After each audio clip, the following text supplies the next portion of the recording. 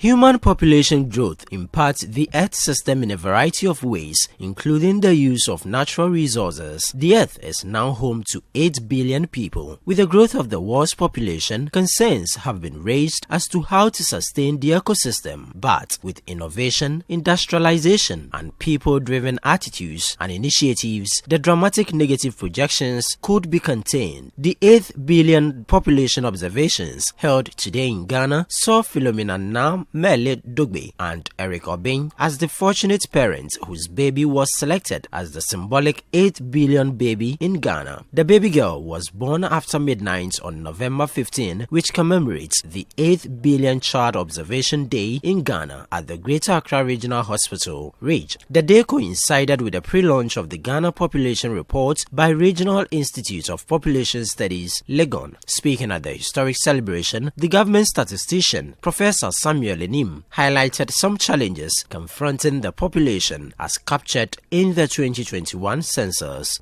We have over the period emphasized the need to move away from the aggregates and focus on the disaggregates. So let me go back to some numbers that we put out there during the census, which from my personal point of view is very striking. The first statistic that we put out there when we were releasing the initial 2021 population and housing census had to do with the population density and the disparity that comes with it. If nationally you are talking about 129 persons per square kilometer, and you have a disparity between Greater Accra, 1,659, and Savannah region, something less than 20 persons per square kilometer, this disparity is certainly something striking that as we celebrate the 8 billion population, we should avert our minds to it. As I indicated, as a service, we've been associating with the International Days. One of the statistics that we put out there just last September was the number of people in this country who cannot read or write with understanding in any language, not English. And we talk about people 6 years and above, totaling 8 million, about a third of that population.